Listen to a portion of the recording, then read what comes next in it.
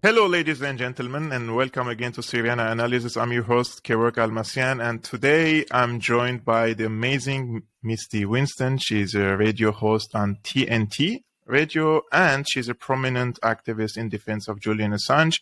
I keep following her work on Twitter, so please also follow her work, the link in the description below, especially when it comes to the case of Julian Assange. Guys, as you remember, in at least 2 videos ago, I did an interview on Julian Assange with the filmmaker Juan.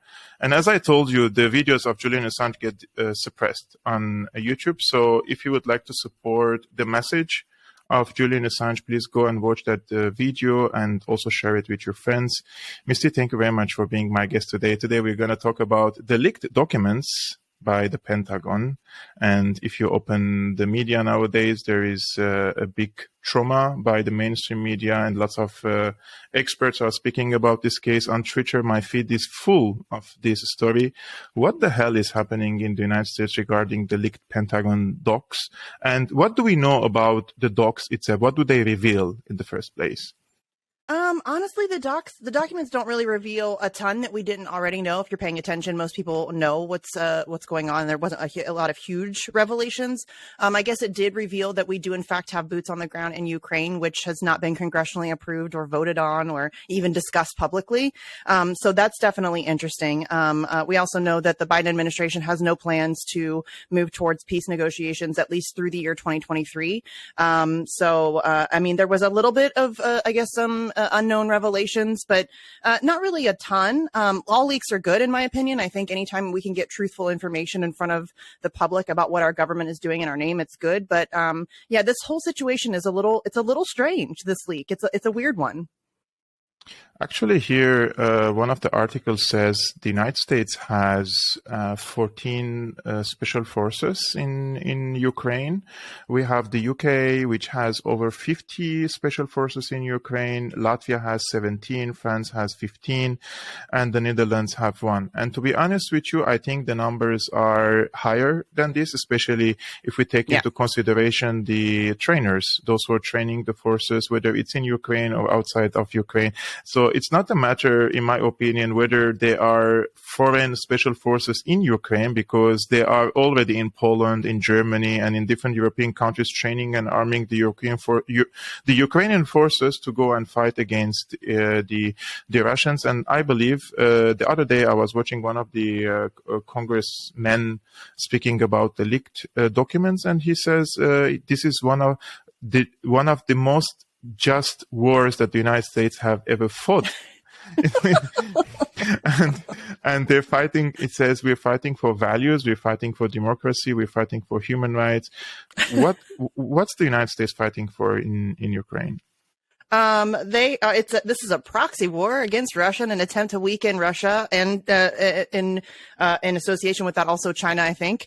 But this is the idea that anybody believes that we care about democracy or humanitarian reasons or causes or whatever is just absurd. I mean, we are a country that is currently illegally occupying numerous different countries, stealing resources. We're participating in several different genocides. We're poisoning our own people here in this country. So the idea that I'm supposed to believe that we care about the people of Ukraine is hilarious to me. We don't even care about the people of our own country. So this is not a just war. This is not, it's not even really a legitimate war. This is a proxy war that was put into place years ago, at least in 2014, really long before that. This has been something that's been in the works for a long time. But 2014 was really the kind of the push off, the kind of the real birth of it when we overthrew their democratically elected government and installed a puppet.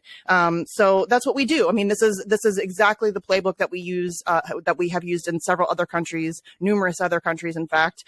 So yeah, this is not about the people of Ukraine. It's not about democracy or peace or any of those things. This is about money, power, and influence, geopolitical influence. That's all it is.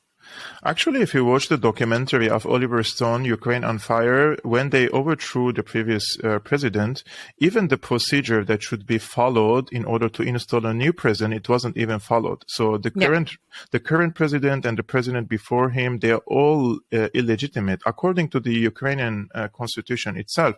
So when we say it was a coup d'etat, we do not really exaggerate when we say it's a coup d'etat in this case.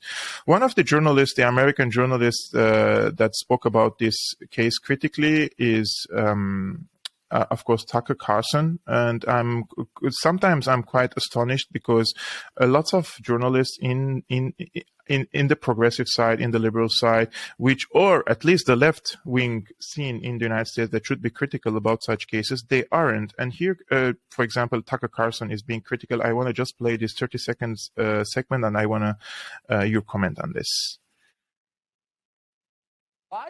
This is, in fact, not Ukraine's war. It's our war. The United States is a direct combatant in a war against Russia. As we speak, American soldiers are fighting Russian soldiers. So this is not a regional conflict in Eastern Europe. This is a hot war between the two primary nuclear superpowers on Earth. And yet this war has never been formally declared. It has not been authorized by Congress. And for that reason, this war is a violation of American law. It is a crime. First of all, your comment on this, and why is it in the United States most of the critique is coming from Tucker Carlson and not other prominent media personalities, in your opinion? Well, everything that he just said is absolutely correct. I am not a fan of Tucker Carlson. I think that people often give him far too much credit because he is allowed on occasion to speak freely about things that other media sources are not allowed to. I think there's a reason for that. But he does at times speak the truth. And I think that the truth is the truth, no matter where it comes from. So if it comes from Tucker Carlson, there are some things that he does that I like. He's very supportive of Julian Assange. He spent an entire week before Trump left office having guests on to lobby Trump to pardon Julian Assange. I appreciate that. There's a lot of things I disagree with him on. I do think that he works at Fox News. He is a paid propagandist. There's no question about it. And until he leaves Fox News, he will remain a paid propagandist. But he is speaking the truth there about the situation in Ukraine. This is an American war. This is the United States. We started it. This is our thing. There's no way of denying that at this point. And I think the reason why Tucker Carlson is allowed to speak these truths on occasion, because he's done this on a wide variety of issues where he's the one voice of reason. And I think that there's intention behind that. I think he is kind of a controversial figure. He's a polarizing figure.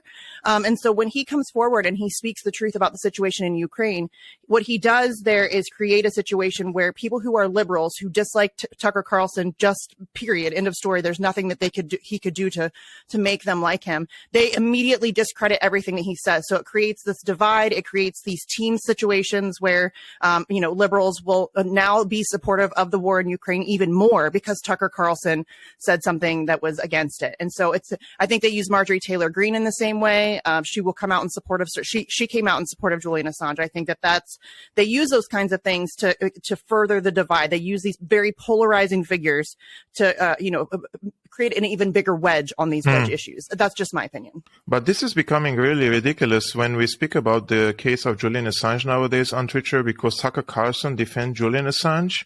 This has become a right-wing talking point, or it has become a Russian talking point for lots of NAFO trolls. They call themselves NAFO. I don't know who they are. They're all fake with their fake profiles. And every time I post something about Julian Assange and I see the hidden comments, and I'm like, wow, who are these people telling me that this is a Russian talking point? Yeah, and I think that that's the reason why Tucker's allowed to speak on these things, because then it becomes once Tucker Carlson speaks on the reality of the war in Ukraine, the truth becomes a right-wing talking point. And like I said, that then creates a situation where liberals will then never, ever, ever go against what will be in support of it because of Tucker Carlson said it. You know what I mean? And it just creates this kind of block in a liberal's brain where they are now unable to see the truth because Tucker Carlson's the one that spoke it. And it's unfortunate, but that's the situation we are in this country. It is incredibly, Kavork, I've never, listen, I'm not that old, but I've never seen it this bad. The polarization, the division, and I think it's ramping up with intent. I think that they are starting to lose control of the narrative. And so they are desperately trying to grasp onto it. And one of the ways that they can effectively do that is to keep us very, very, very divided. Misty, I've been following the American domestic affairs, let's say, since the Wall Street protests. I'm not an expert on the United States, but I do follow from now and then what's happening in the internal affairs. And I do really believe this is the Americans are living times where the division is no more, we're not talking about simple divisions like in any other society. It has become vertical divisions in the society based on lots of factors. And lately we have also seen the identity politics, and now also, for example, sexual preferences also become like an identity, right? Yes. In my opinion, the people who are pushing these divisions in the society, they know what they're doing. Yes. Because when you divide the society into vertical lines and into small groups, you're pushing tribalism. And when you push tribalism, for example, when you have a tribal society, if Tucker Carlson says something correct and you belong to the other tribe, you will just dismiss anything Tucker Carlson says just because you belong to another tribe. And I truly believe this is not good times for the Americans. And I think this is like we can see the U.S. empire is shrinking in power, and not only because of geopolitical reasons, but also because of the society, domestic issues that they have in the United States itself. This is just my observation.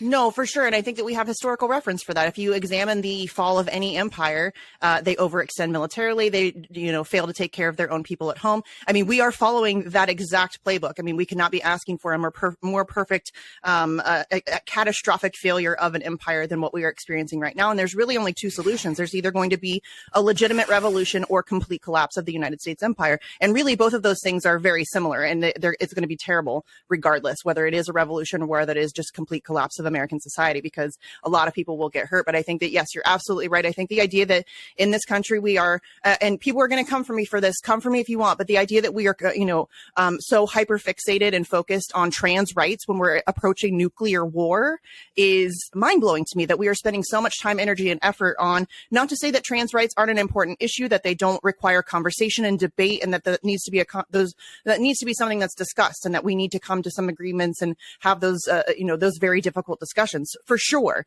But the idea that that is what we're focused on as we are currently trying to provoke not one, but two different nuclear powers at the same time is, I mean, it really just kind of speaks to the power of propaganda and distraction in this country. They're very easily to distract and divide us.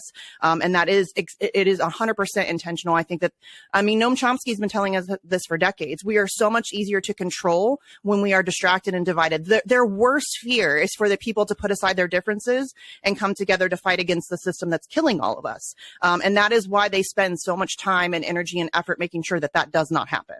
Mm-hmm. Actually, I just want to make a comment on this. I am for the transgender rights, 100%. Yeah. For over 18 years old, 100%. People also call me names. You know that on Twitter, like you become a fascist, neo-Nazi, everything. I don't care. I am for anyone who chooses to change his gender after 18 years old. This is your body, your choice, as you say, right? But do not come and choke my kids, for example. Don't sexualize my kids. This is very important for me. And two, in the current situation when we are facing the possibility of nuclear extinction, like people really do not understand that we are on the edge, right? We could really extinct from this planet. And I open Twitter and I see everybody's talking about a transgender athlete or a transgender person becoming the face of Nike and this and that and all this discussion. I'm like, wow, where do these people live? On which planet are they living, right? It's like we're too close to die, and they're like fighting if women have dick or not. It's like sorry, this is too ridiculous for me. It is the height of ridiculousness, Kavork. It is, like I said, it's mind blowing that that's what we're focused on. again, not to diminish the importance of that conversation. It is very important that we have those conversations and those discussions, and that we seek at least some semblance of understanding between the groups. I think we need, it's important, right? This is but we can't have that discussion until we deal with the fact that we are on the brink of nuclear annihilation. Guess who dies in a nuclear explosion? Trans people. They die too. So I think we need to, it's the priorities of this country. It's so weird to me that that's what we're focused on when there are so many other major monumental things happening around the world. And it's just, it's depressing to me that we allow ourselves to be so distracted so easily. Yeah. I will share with you a statement of a former CIA analyst. So he was on BBC. His name is George Beebe or Baby. I don't know. George Beebe says law enforcement will be harsh on Jack. What's his surname? Teixeira? To this I think it is Teixeira. I'm not sure how to pronounce it. Yeah. So the alleged leaker of these documents, he says he will face harsh times in jail probably. Let's watch what he says together here. What sort of reforms do the intelligence agencies have to put in place? Well, I'm not sure that's an easy question to answer at this point. They're still very early in the investigative stage. But I do think that the accused individual in this case is facing a very dire future. I believe that law enforcement is going to be quite harsh in how it deals with him, and in the hope that this will have a deterrent effect on other people that might at some future point contemplate this sort of thing. He basically says that the leaker will face a dire future in jail. Are they gonna suicide him, Epstein him? What are they planning to do with this person? And do we really know that he's the leaker? Yeah, I don't know if they'll go that far with him. It's possible for sure. But I think that's what this whole situation is very weird. It's very suspicious to me that this guy, this 21-year-old low-level National Guardsman, had access to these classified documents, that it was explained that it was like very exclusive. Like there was only a handful of people who were able to see them. And so it's very weird to me that this 21-year-old guy was able to get his hands on these. Not to say it's not possible. Of course it is. But it is a little bit strange, the whole situation regarding these leaks. But this is the idea that they're threatening that he's going to face this. I mean, we know that that's what he's going to face, right? Look at Daniel Hale. Daniel Hale is currently serving time in a communications management unit, which essentially means that he is mostly in solitary confinement. His visitations are very limited. His phone calls are very limited.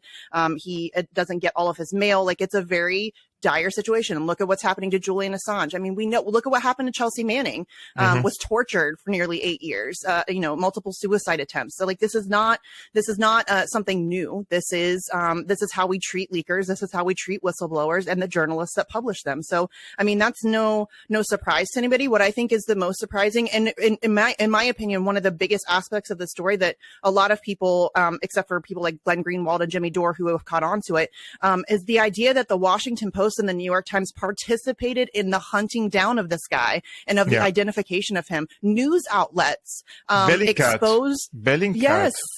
Yeah, well, Bellingcat's not a surprise. That's what they do. You know what I mean? They're very corrupt and shady. It's like a parallel intelligence apparatus. Yes. Yeah, 100%. And they are government funded, and they are an absolute joke. They're not an independent media outlet. That's the facade that they put on. That's not who they are. But yeah, the idea that the Washington Post and the New York Times are now out there participating in the exposing and outing of sources is really dire. That's a really terrifying position that we are in right now. And I think it just really signifies the absolute and complete destruction of press freedom and the First Amendment. We're not in a good place at all in that area. So, and it's not necessarily surprising to me, given what I know about the New York Times and the Washington Post and the way that they've behaved themselves with the Julian Assange stuff.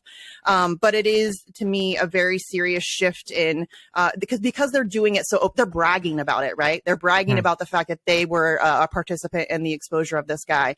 And so I think that signifies a really just dangerous shift in the mentality of journalism. Actually, there is an Indian observer on Twitter. He has a big page on Twitter. He posted this yesterday or today. He says, here's my conspiracy theory of the day. 1, the leaked documents about Ukraine plan are fake. 2. The 21-year-old kid Jack is just a pawn. 3. The real objectives of this stage drama is 1. Mislead the Russians about war plans, and 2.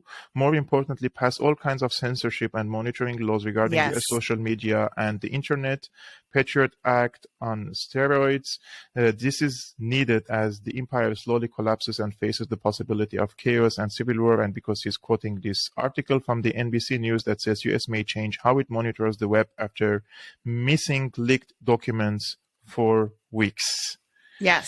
And there it is. That's it, Kevork. In my opinion, I mean, I don't know. This is a very new and, currently developing story. So I won't pretend to have all of the answers or know exactly what's going on here. But in my opinion, I think that that is the most likely situation, that this is, I don't know necessarily that the documents are fake. I think it's possible that this was a planted leak, that this was an intentional leak. That's why I think that there wasn't a whole lot of really groundbreaking information that was divulged in these leaks. It was mostly things that we already knew or were pretty sure of. Like I said, there were a couple interesting tidbits of information in there. But I think it's super interesting that this guy, again, 21-year-old National Guardsman, had access to this information and then leaked it out. But as you may or may not know, we currently have a piece of legislation that they are trying to pass called the Restrict Act, which is exactly what that Twitter user just likened it to. The Patriot Act on steroids. It is an unbelievable censorship bill. It is going to completely destroy the internet and how it is used by the average American citizen. And it will greatly limit our access to information and our ability to have conversations, speak amongst ourselves, that kind of thing. And I think that they're having trouble getting support for it. And I think what better way to manufacture consent for the passing of Patriot Act 2.0 than a major leak that so-called threatens national security. So I think that is a very likely scenario. I don't know that that's the case for sure, but I think that's where I'm leaning to right now in terms of how this leak is playing out. I would just raise a point here, and some people may call it a conspiracy theory. I don't care, because I know in the United States, the CIA radicalized people, especially in the Islamic communities. They radicalized few individuals for them to try to commit terrorist attacks in the United States. And even before they committed the attack, they captured them because they know about the plan. And this also leads into more security monitoring of the society, more let's say, security measures in the country, especially after 9/11. And this could be also, there is a possibility, in my opinion, that they planted this information, or they put this information in front of this guy's eyes. He's 21 years old. He has a military background. He is an internet geek. He's also active on Twitter. I also saw his Twitter account recently. The guy was posting videos regularly. He wasn't like some sort of, let's say, behind doors person. But it's very possible that the CIA could open a window, electronic window, for this guy to access certain information. And when he accesses this information and leaks it, they capture him. And then when they capture him, they also increase now the monitoring of the internet, or the way they follow the internet. So these things happen. The people really need to understand these things happen in real life. So those are not really conspiracy theories. I think. I think what's going to come after this, it's also very possible that they leaked what they want Russia to know, which is already known, as you mentioned.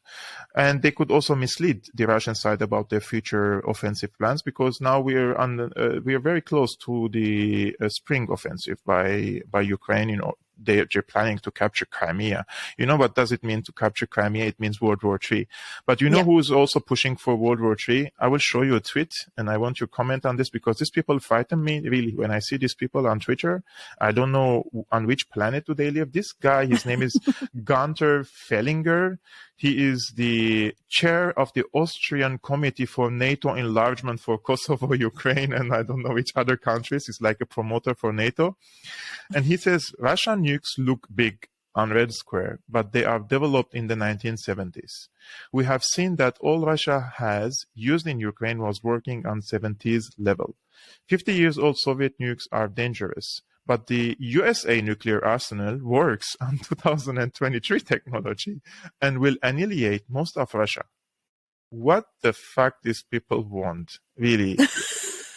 It's like, I love that we're supposed to simultaneously believe that Russia is weak and can't beat Ukraine, and Ukraine's going to win, and their equipment is all outdated. And then we're also supposed to believe that if Russia wins in Ukraine, then they're going to overtake all of Europe. Like, which one? You can't have it both ways. Either they are weak and their equipment is greatly outdated and they're ineffective, or they're incredibly powerful, and if we don't stop them now, they're going to take over the world. Which one is it? Because they like to have their cake and eat it too. And so whatever narrative happens to fit their agenda for the day, and whatever story they need to push out for the day in order to, continue further their geopolitical gains, that's the story. And none of it makes sense, right? They cannot simultaneously be unbelievably weak and then so powerful that they're going to take over the world. It's ridiculous. You know this meme that there are two buttons and the guy Yes. is sweating which one he has to click today, and this is simply their understanding of the Ukraine Russia war. Yes. If you ask me, Russia doesn't even have the military and economic capacity to conquer all of Ukraine. No. How would they even conquer Poland? They don't have it. These people do not understand that Russia doesn't have the budget, doesn't have the economic means to conquer entire Ukraine. Their maximum goal is the Donbas region and Crimea. This is their dream. If they conquer these areas, this is done. They stop the war. And they can. They're still, after 1 year, they're suffering. Like, it's still, the Russians also suffering lots of Yes. casualties. And the NATO side put all their weight in this conflict, because for them, they want to slice now Ukraine from the middle. They want to draw clear lines between East and West so that Russia would not have any economic integration or proceed with its economic integration with Western Europe, especially with Germany. This is their nightmare for the Americans. I believe this is the American and the Russian war. Not the Europeans' war. Europeans do not have, they shouldn't have jumped the wagon of the Americans. They should have promoted for diplomacy. And it seems now Macron, he wants to make a little bit a U-turn, but I think he's a coward. He will just backtrack his statement soon. Yesterday, Annalena Baerbock, the foreign minister of Germany, I started hitting my head when I listened to her press conference in China. She went all the way to China to convince China to be neutral, right, on the Ukraine war. And in the press conference, she bashed China. She bashed China's human rights record, the environmental policy. Oh. She bashed them, like, in a very arrogant way. Like, only a few weeks ago, the Biden administration blew up the gas pipelines of Germany. Right? It's just in front of their eyes, and they couldn't even open their mouth about it. And she's traveling to China and teaching them lessons about human rights. And the foreign minister of China told her that we have to speak with each other as peers. In German, they say Augenhöhe, and we're not ready to listen to your lectures. Like, he was really tough on this, and I'm happy to see. I do not like how the Chinese domestic policy. I do not want to live in China, and No. It's irrelevant for me. But China is really playing as we say, a player that can put end to conflicts. And we can see now in the Middle East, one of the two major players, Iran and Saudi Arabia, are coming together, and now Syria and Saudi Arabia are coming again together. And I don't see any other serious player that can bring peace to Ukraine.